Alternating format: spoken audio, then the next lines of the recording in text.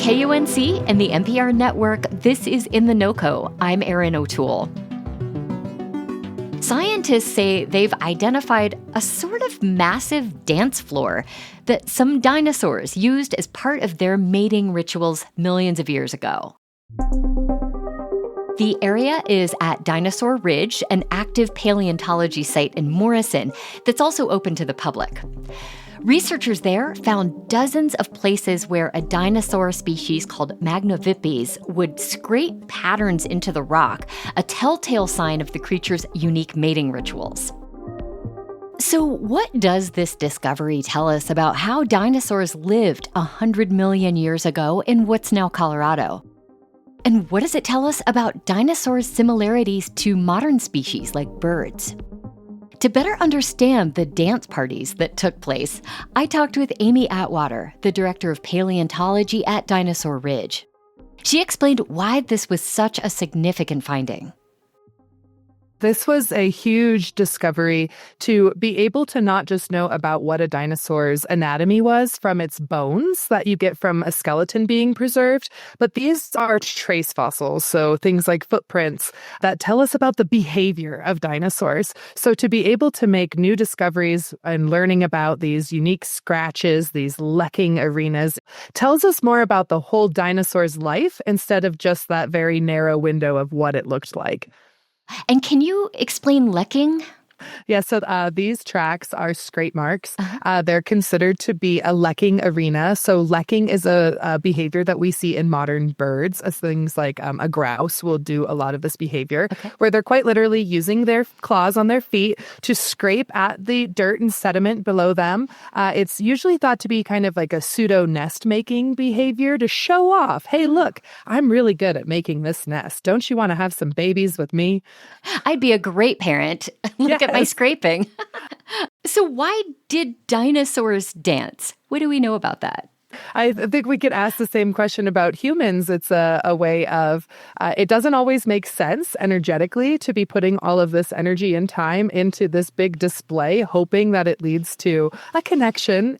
And that seems to really be why dinosaurs are dancing, is that they need some type of way to be flirting with each other and essentially determining who is their best match. And frequently it would have thought that the males would have been performing this lecking or dancing behavior to impress female or even multiple females. And that's what's really cool about this site, is it seems to be an arena where multiple individuals were going through this process at once. Again, it's like the club on a Friday night.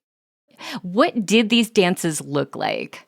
Well, I wish I could go back in time to know exactly what these dinosaurs looked like at the ridge, creating these lecking marks from their dino dance. So what we do in paleontology is it's the comparative method. We looked at the next closest relatives of these extinct animals to help interpret their behavior. So birds are descendants of the dinosaurs. We know that the raptor lineage of the dinosaurs evolved into birds. So we can make some comparisons that way.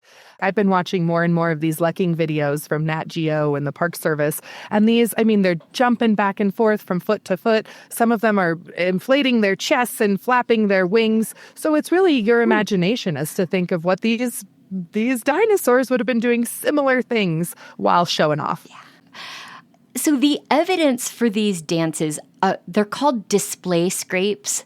Can you describe what the display scrapes at Dinosaur Ridge look like? Sure. They're kind of these scraped out bowls. So it's like a hollow in the ground where you can literally see these parallel grooves from their claws and their feet embedded in the rock still today. Now the rocks here have been tipped up because of the uplift of the Rocky Mountains. So they're right in front of your face. They wouldn't have been at the time they were made. They would have been flat lying. So you can really see these scratch marks in these like shallow depressions.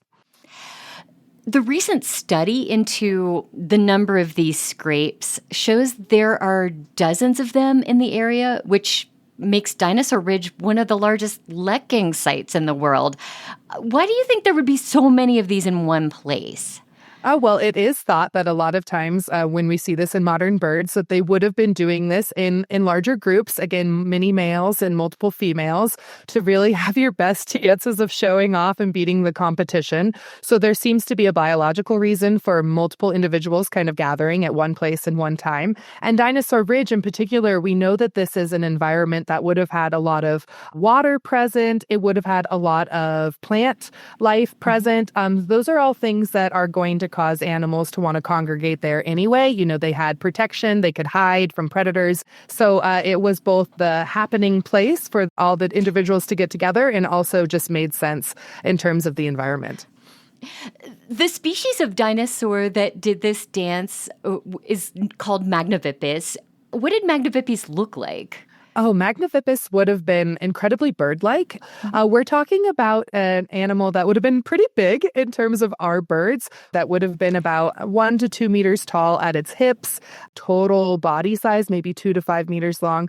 So we are talking bigger than even something like an ostrich or an emu today. And there's pretty good evidence that a lot of these theropod dinosaurs would have been feathered. So they would have been fluffy, and maybe that could have been helpful with their flirting as well. Yes, lots of plumage to fluff up. Color, yeah. So we're talking about something that sort of looked like a dinosaur chicken hybrid, maybe 12 to 15 feet tall.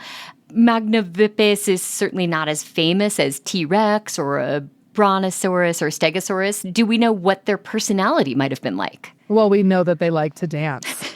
This mating behavior shows that dinosaurs really had complex social behaviors. We used to think that dinosaurs were just these slow reptiles dragging their tails everywhere. And this continues to show that, no, they had very complex social structures. They had social lives, they had personalities, and they had the moves too.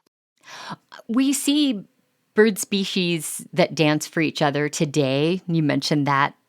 How closely can you link dancing bird behaviors to what dinosaurs were doing? You really need to be able to understand by studying a lot of modern day creatures how these dinosaurs may have lived their lives. The past is key to the present, and the present is key to the past.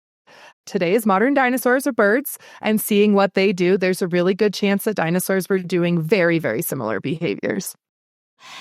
Amy, what do you want people to understand about dinosaurs when they see these lek sites, these dancing arenas? I want folks to be proud that we're in Colorado and we have some of the best fossil resources in the world. You say some of the most recognizable dinosaurs, T-Rex, Stegosaurus, Triceratops, they have all been discovered in Colorado and many at Dinosaur Ridge. Even though dinosaurs have been extinct for 66 million years, the science here and what we're learning from these fossils is alive and well, with all sorts of fantastic new things for us to learn down the road. Amy Atwater is Director of Paleontology at Dinosaur Ridge in Morrison. By the way, even though Dinosaur Ridge is an active paleontology site, you can still visit and see some of the lek sites for yourself. We'll include links in the show notes where you can learn more. And if you'd like to see images of the scrapes, you'll find those at our website, kunc.org. You can also find, listen to, and share past episodes there.